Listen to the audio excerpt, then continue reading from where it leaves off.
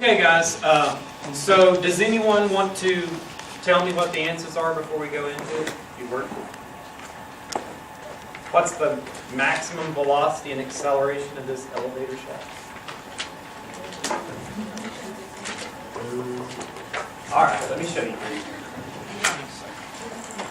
So, what's key in this problem, and several problems like it, is you break it up into its component forms. There's an acceleration component of this problem. There's a part where it's at a constant velocity, so no acceleration, and then a part where it's decelerating. So, elevator starts at ground floor, meaning S of 0 is 0. The original position is 0. And also starts at ground floor, so the original velocity would be 0 as well. So I can say, okay, it rises 70 meters in 19 seconds, starts off with a constant acceleration, it then reaches a maximum velocity and stays constant at that rate for 9 seconds.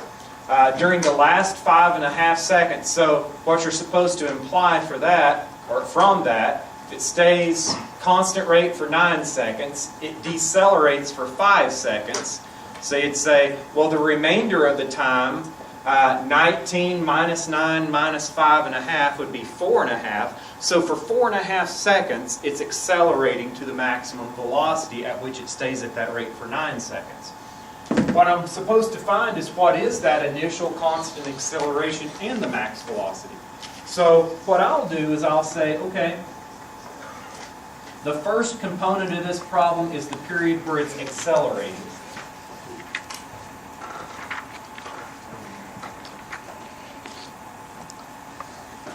The next component is going to be when it's at its maximum velocity.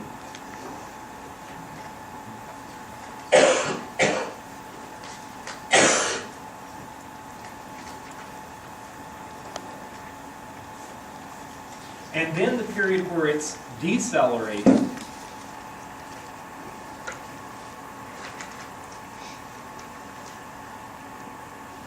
And we know that that's the last 5.5 seconds. Sorry, handwriting's messy. Maximum velocity, it's at that rate for 9 seconds. And then, simple math, 19 minus 9 minus 5.5 gives me 4.5 seconds is the acceleration period.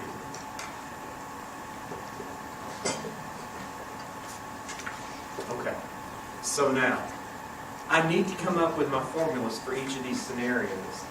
It says, what is the initial constant acceleration? I don't know. So what I'll say is my acceleration function here, with respect to time, I'll call it, it's just some value A. Whatever that initial constant acceleration is. The fact that it's a constant, just a number. There's no variable component to it. Now, when I integrate that, I know that the integral of acceleration, since acceleration is the change in velocity with respect to time, the integral of acceleration takes me back to velocity. I would say that the velocity function is going to be the integral with respect to time, so it's at to the first. Technically, you'd say plus whatever the original velocity function is. But we're starting on the ground floor. You can't have had a velocity before that point. So I'm saying, okay, plus 0. So now I move to my position function. Integral of at is just going to be 1/2 at squared.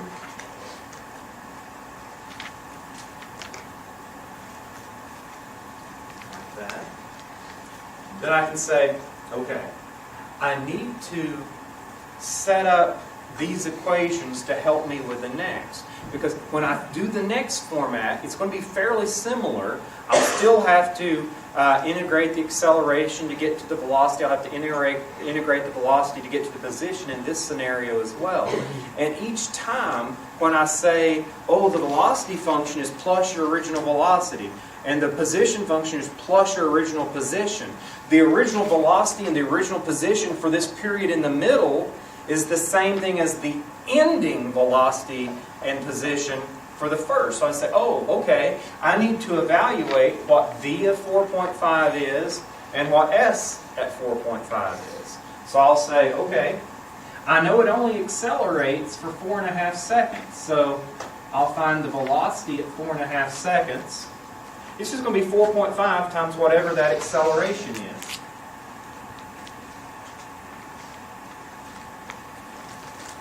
And of course, now the position evaluated at 4.5 would be 1/2 times a times 4.5 squared. And if you remember the little trick there, how do you square any number ending in a 5? Oh, it's so easy. You just say 4 times 5 is 20. 4.5 squared is 20.25. You always just say whatever the beginning number is, multiply it by the next one up, add a 25 on the end. So 4.5 squared is 20.25 times 1/2 would be 10.125a.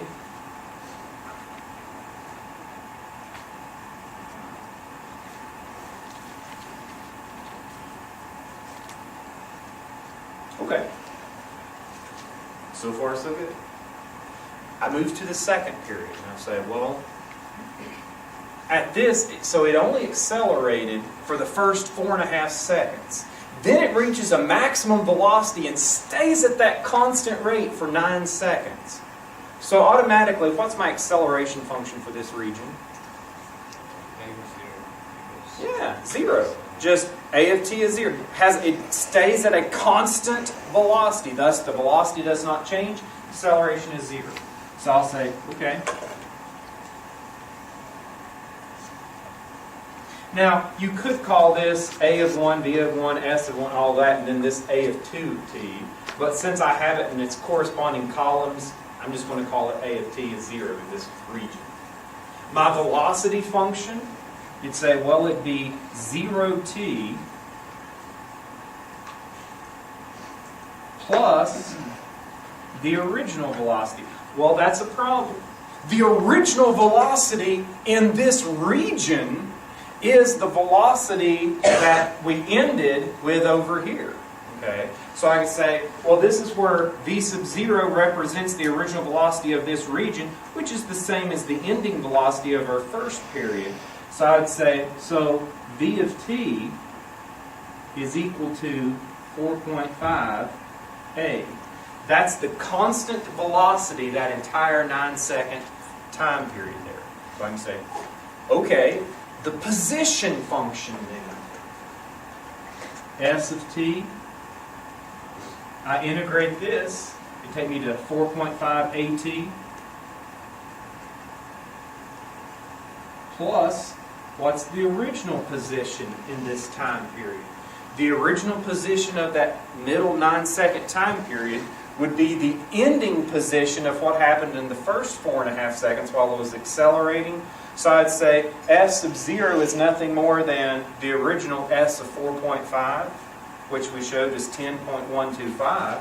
So I could say S of t, the position at time t, in the middle 9-second region is, it's moved 4.5 at in this region, plus S sub 0, 10.125a. That's what I would say. So now, if I say, okay, let's find the ending velocity and ending position at the end of this 9 seconds. So I can say, okay, at the end of 4.5 seconds, that's when it stopped accelerating. So I add 9 seconds to that. S of 13.5, or sorry, first I'll do V of 13.5. What's the velocity at 13.5 seconds? Well, I know that the velocity in this entire region from 4.5 seconds to 4.5 seconds to 13.5 seconds, it's always the same velocity. And that's shown here. There's nothing for you to plug t into. So I just say it's 4.5a. Constant velocity in that period. Okay, what's the position of the elevator unit at 13.5 seconds? And here you'd say, well, okay, it's moved at this velocity for t seconds as t is dictated by this, you'd say, so here's where I'm afraid you'll want to say, why don't I plug 13.5 in for t? No, because the first 4.5 is already accounted for here, so s of 13.5 is s of 9 in this region. You've already accounted for your first 4.5 seconds. So I could say I'm moving 9 seconds at this velocity plus whatever I moved originally in the first 4.5 seconds. So this accounts for the movement in the first 4.5 seconds. This will account for the movement in the second 9 seconds. So I'll say you're moving at this velocity for 9 seconds plus s of 4.5, which was 10.125a.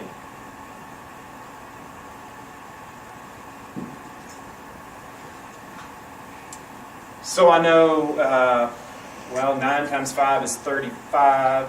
That's going to be minus 3.5. So that's going to take me down to what, 31.5a plus 10.125a? Sorry, 41. 9 times 5 is 35. So 41, or 40.5. I'm sorry, guys. I'll get it right in a second.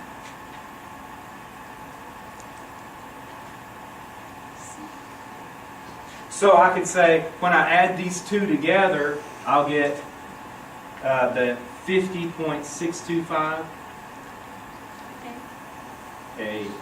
That's what I would say.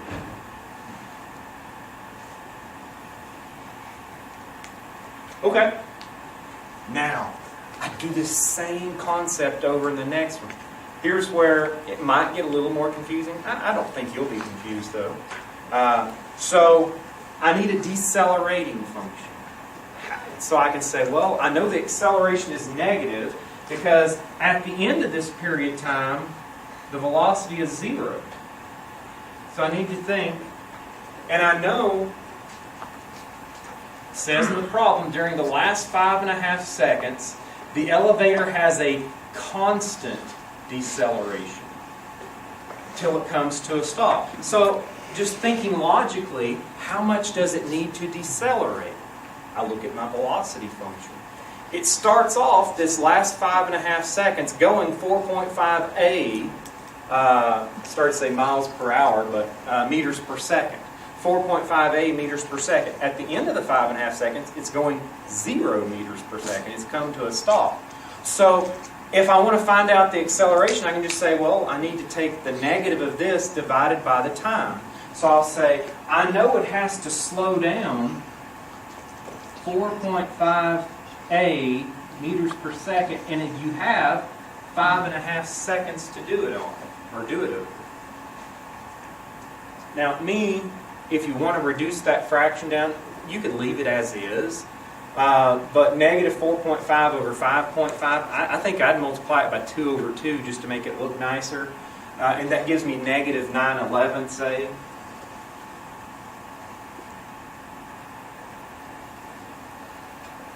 No reason that you'd have to do that. I just think it makes it look nicer.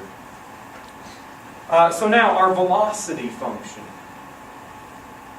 I can say, well, I know that the velocity is the integral of acceleration. So that's going to be negative 9 over 11 at plus the original velocity. Well, the original velocity was the same thing as the ending velocity over here, which was 4.5a.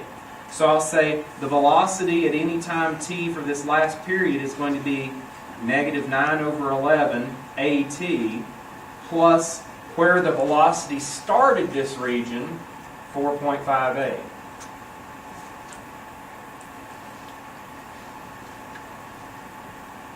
And we say, okay, position function, s of t. Integral of velocity, I'd say negative 9 over 11 at squared, which is going to give me negative 9 over 22 at squared, because I forgot to say divided by 2. But that's what I do. Now I'll say plus 4.5 at.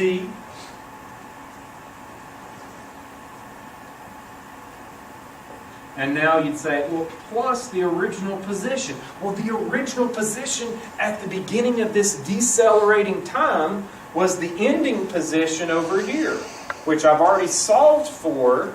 It was 50.625 feet in the air when it started decelerating. So I'll say, well, that's the original position over here during this decelerating period. So S of t is equal to negative 9 over 22 AT squared plus 4.5 AT, and I'll have to bring it down here, plus 50.625 A. Do you see what we can do with this now?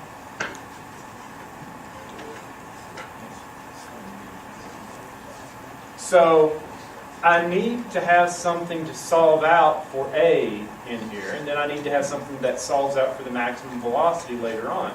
So I could say, well, I could easily solve for A by plugging in what I know about the time.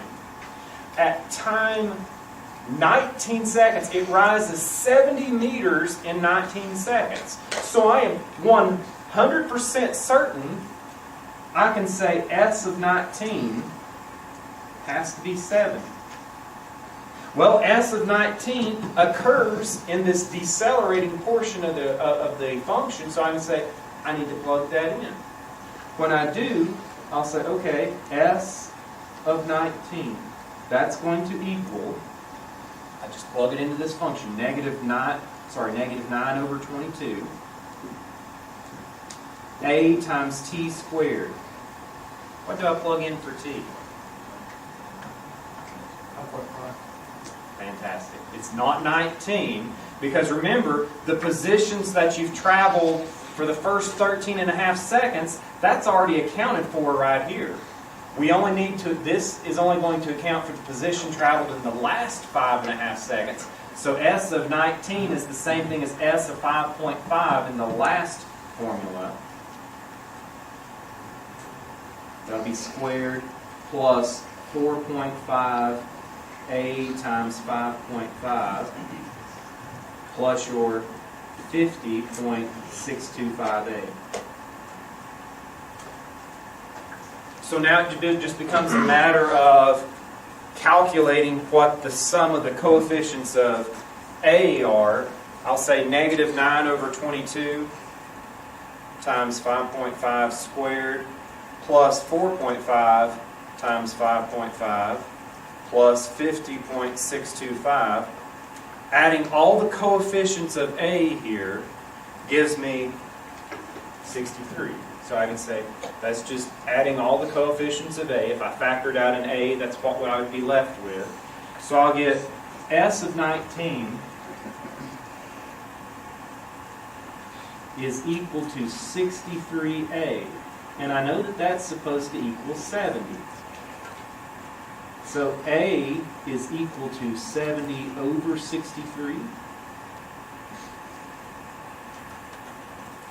which is 1.1 repeating. Instead of doing that, I'll just leave it as a reduced fraction, 10/9. And so what this is telling us is that the constant acceleration during those first 4.5 seconds was that it was accelerating at a rate of 10/9 meters per second per second.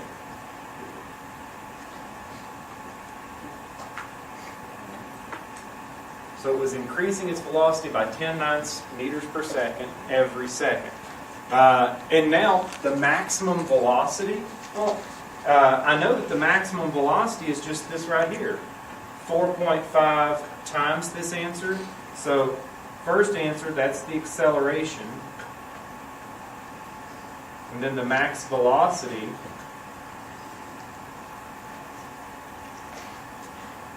is our velocity function, which is 4.5a. 4.5 times 10 over 9. We know 9 times 5 is 45, so 4.5 divided by 9 is 0.5. 0.5 times 10 is just 5. 5 meters per second. Gorgeousness. So you think this way is easier than doing it with Haha. Yes. It's more work, not fun. Yeah. Now, if you can do it the physics way and prove to me that it's easier, I'll buy it. But I've seen it. I have the same problem somewhat. I don't know if Solved? I can find it or not. Oh, really? Yeah. Or you're having to calculate something off of it. Well, some would say, well, no, I don't think you may say this is all. No.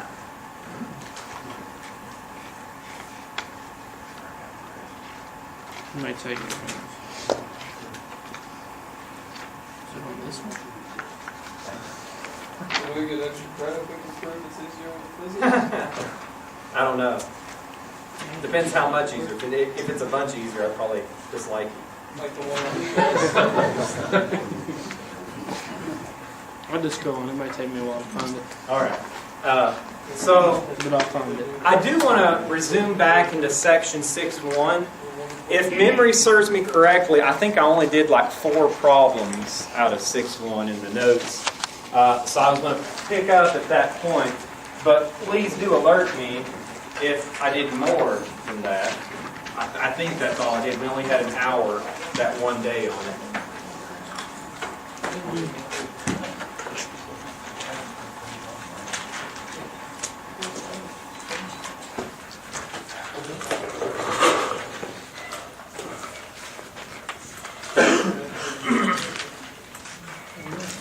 If you did have that exact problem in your notes, I bet you the It was reason... on one of the homeworks. Oh, in your book assignment? Really? No. Oh, okay.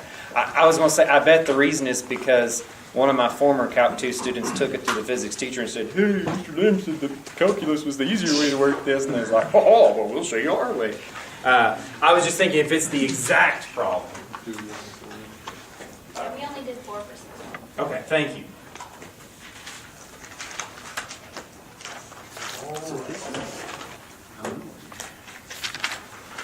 So,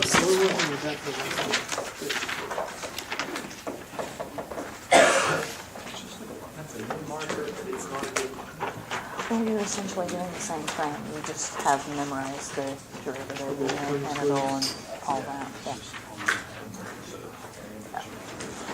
Yeah. You just could actually skip some let's stuff. say I tell you that a curve f of x, so this isn't anything so much to solve necessarily as just to think about it. If I say if f of x is greater than or equal to g of x, and think, what does it mean when a function is greater than another function? The y values of f of x are above the y values of g of x. So if f of x is greater than g of x on the interval 2 to 7, but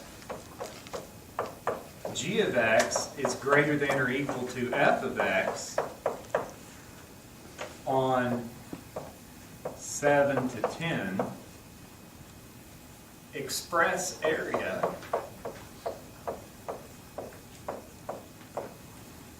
between the curves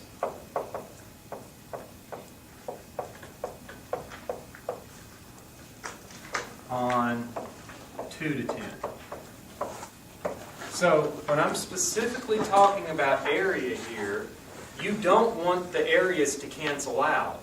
You just want to say, well, okay, the total area between the curves, it needs to be positive. So what I would do is I just say, well, okay, I know that when I'm finding the area, if I have some function f of x here, and then I have some function g of x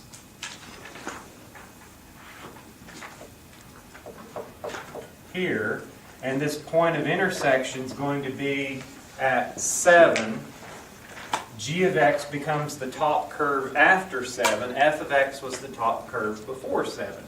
But I'm saying I want you to tell me what's all of the area between 2 and 10 up here. So you'd say, well, 10... That's what I'm looking for. So you'd simply say, well, okay, I know that in order to find area under a curve or area between curves, what are we doing? We're building rectangles and we want to add infinitely many of those rectangles. So I would say in this first region, if I drew a rectangle, the height of the rectangle would be from the bottom curve up to the top curve. Its width is going to be with respect to the x-axis, is the thickness of the x-axis. So I could just say area of a rectangle is length times width. Length is f of x minus the function g of x. The width is delta x. So I would integrate from 2 to 7 the function f of x minus g of x. And the thickness there is dx. So I say, yeah, that'll work. Then I need to add to that, again, I do not want this area canceling with this area. I need to account for both of them. So I would say, over here, g of x becomes the top curve. So I would just say, well, okay, plus the integral from 7 to 10 of g of x minus f of x. Top minus bottom gives me the length of the rectangle. Delta x, which becomes dx, becomes the width of each infinitely thin rectangle. Now in this case, if you're thinking, well, I wouldn't have done it that way, I would have just subtracted the second region because we know f of x minus g of x is going to give us a negative, so why not subtract? That's perfectly fine. Same thing, doesn't matter. Okay. Another case. Now, something this book likes to do a lot on what it would feel are the more difficult problems, when it starts putting things in terms of y. A lot of times students freak out on that because they're like, gosh, I don't know how to graph. How do I graph the function x equals y to the fourth minus 7y squared plus 8y minus 4? Don't worry about it. Don't worry about it at all. If I'm asking you to find the area between two curves and you're given it in terms of y instead of x, you think, well, I don't know how to graph it if it's in terms of y. Gosh, just switch your variables around. Put it a function. So if you don't like it in terms of y, switch the x's and y. They're merely just variables to hold the place anyway. So if I'm looking for something in terms of y and I don't like how, I can't graph it, I say, well, I wish this was in terms of x. Put it in terms of x. That's all you have to do. And then integrate and find the area under the curve instead of the area to the right of the curve. But now, just thinking in terms of y right now, what I want us to realize is that if I say something like, if a function is in terms of y, and let's say it could be impossible to put it in terms of x, I could see some cases where it might not be possible. If f of y lies to the left of y-axis, here's my question. Is the integral from a to b of f of y with respect to y positive or negative? So here's a scenario of what I'm talking about. Let's say I don't even tell you what the function is. I just say, well, here's some... Ooh, boy, that's ugly. Here's some arbitrary relation. I shouldn't even call it a function. Clearly, it's not a function. Here's some arbitrary relation f of y. And I want you to determine what is the area between the curve and the y-axis. Let's say from this y value I'll call y1 to this y value I'll call y2. So you'd be looking for all of that area. So you say, well, okay, it's the same thing as the x-axis. If it's below the x-axis, it's going to give you a negative.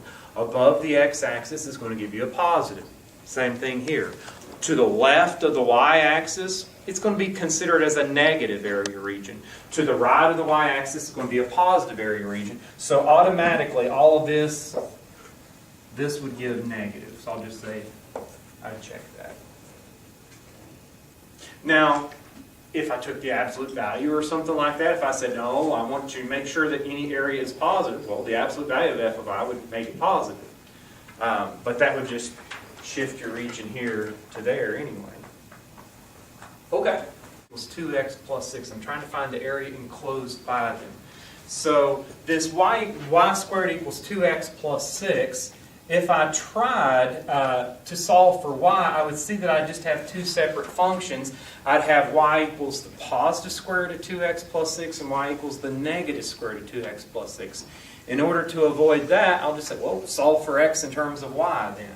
I'd go over here and say, so y squared minus 6 equals 2x. X is going to equal 1/2 y squared minus 3, dividing by 2 on both sides. Now, if I have that, and then I could think of my other curve over here as x equals y plus 1. If I wanted to. Say, okay, so can I draw a sketch of this out? I say yeah. And when I'm graphing this out by hand, I kind of think of it, what if, hypothetically, this was y equals 1/2 x squared minus 3? I say, okay, 1/2 x squared minus 3. What's happening to that? It's a parabola that's flattened out a little bit, and it's been shifted down 3 units, so it'll go up like that. Same thing here. It's a positive y squared, so it's going to open to the right. Minus 3 shifts it 3 left on the x-axis. So I can say, I know that this curve is going to look something like the following.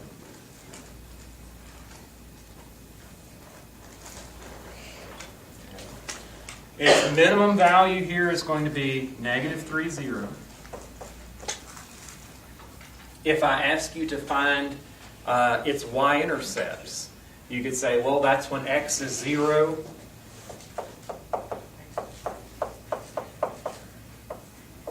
So you'd say, well, the y-intercepts are when 1/2 y squared minus 3 equals 0. So you'd say, oh, and it would have been easier if I just used the original curve, right?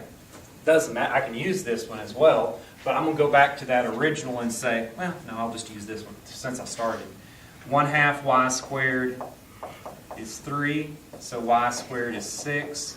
So y is going to equal the positive and negative square root of 6. So I know this point right here is the root of 6 comma 0, 0 comma the root of 6. And this point down here is 0 negative root of 6. So I'd say, okay, I have that curve graphed in there. If I ask you to graph the y equals x minus 1 or x equals y plus, I would prefer to think of it as this. So I can just say, well, it has a y-intercept of negative 1 and a slope of 1, so it's going to look something like that. Okay, now, if I want to find the region bound between these curves, integrating with respect to y is the smart choice here. Integrating with respect to x, the not so smart choice. And the reason that hopefully you see that, if you try to integrate with respect to x, please notice in this beginning region here, your top and bottom curve is the same function. Then once you get to this point, you can say, well, that's the top curve and the bottom curve. You'd have to separate it into 2 parts, and your first part, you're subtracting the same function from itself. So you'd have to break it into the positive square root and the negative square root and subtract. It's workable. But the quicker way is just to say, everywhere in here, the right-hand curve is the linear function, the left-hand curve is the quadratic function. And the thickness of each of these rectangles is going to be with respect to y. Since it's with respect to y, your equations must be in terms of y. So I'll say, okay, I've got them in terms of y. So I'll say, I'm integrating, and I'll put the limits of integration in just a minute. I know that in this case, I need the length of the rectangle to be positive. So please make sure the order is important. You just say, oh, it's always right minus left. Yes. Why? Because if I want a positive length there, these x values have greater measure than these x values. So I'd say these are the x values where x is equal to y plus 1. From that, we're subtracting these x values, which are the quadratic 1/2 y squared minus 3.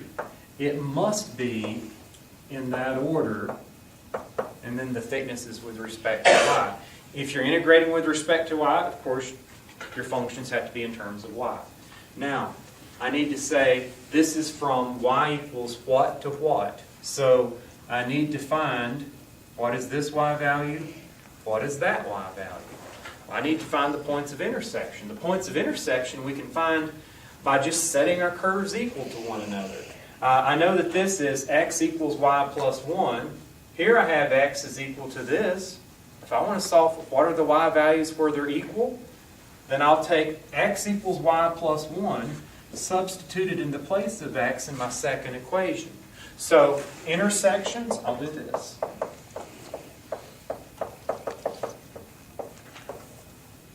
One half y squared minus 3 is equal to y plus 1. Solving this out, I see I have a quadratic. Fantastic. 1/2 y squared minus y. When I subtract 1, that'll give me minus 4 equals 0. I don't like that 1/2 in front. I'll go ahead and multiply by 2 on both sides. Oh, sorry. When I multiply by 2, there's no need to show that. I'll get y squared minus 2y minus 8 is 0. Now I say, it should be well, it could be factorable. Can I find factors of -8 that sum to get to -2? -4 and 2 is what I would do. So I'd say this is going to be y minus 4, y plus 2. Multiplies to get to -8, adds to get to -2. Thus, y minus 4 is 0. The y values should be equal to one another at 4. And over here, y plus 2 is 0. The y values should be equal to one another at -2. So I can say, and I don't have the x values of the points. Could I find them? Of course I could. I know x is just y plus 1. So whenever the y value is -2, the x value would be -2 plus 1, -1. This is the coordinate -1, -2. I did not need the x value though. It's irrelevant in this problem. Up here, this coordinate, that's when the y value is 4. When the y value is 4, the x value would be 5. 5, 4. Again, I only needed the y value, not the x. I just found the x as I wanted to. So I'm integrating from -2 to 4 of this right minus left. And I could say, well, this is going to integrate really nicely. -2 to 4. I'll simplify first. -1/2 y squared plus y. And then I would have 1 minus a -3. 1 plus 3 is plus 4. We're integrating that with respect to y, guys. So I can say that's going to give me -1/6 y cubed plus 1/2 y squared, or I'll just say y squared over 2 plus 4y integrated from -2 to 4. And then, of course, you could just plug that into your calculator to evaluate. It should be so easy to evaluate, we don't need to do that.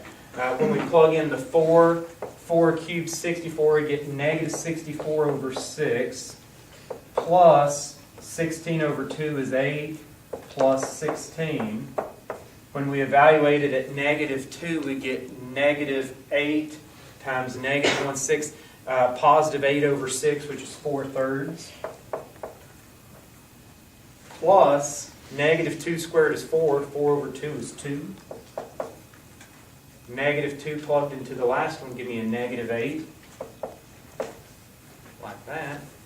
Then I could say, well, if I got a common denominator of 6, this first would be -64 plus 48, which is 16 over 6. Sorry, -16 over 6. I would be adding that to 96 over 6, which would give me 80 over 6, minus, common denominator is 6 over here, you get 8 over 6, plus 12 over 6, minus 48 over 6, and what's it, 20 minus 48, minus 28 over 6, but you'd have minus a negative 28 over 6. So that's plus 108 over 6 for the final answer there. And is that right? Ooh, I got 18. Oh, 108 divided by 6, is that 18? It is. Yes, yes, it is. Haha. So, yeah. Sorry. Couldn't think of that in my head just right off. So 108 over 6, which is 18. Okay. Now, You go to your meeting. trying to get rid of me now. No offense. Well, would it be okay if I finished up 2 more problems out of 6-1 next class? Yeah. And then we'll do 6-2 and 6-3. Now, 6-2, let me go ahead and tell you, the homework assignment for 6-2 is incorrect. All I want you to do in 6-2, oh, wow, did I ever reduce it. 6-2, just in case I forget to mention it next class, which I doubt I will, but just in case, all I want you to do is look at 39 through 47 odd. So what? 4 problems? 5?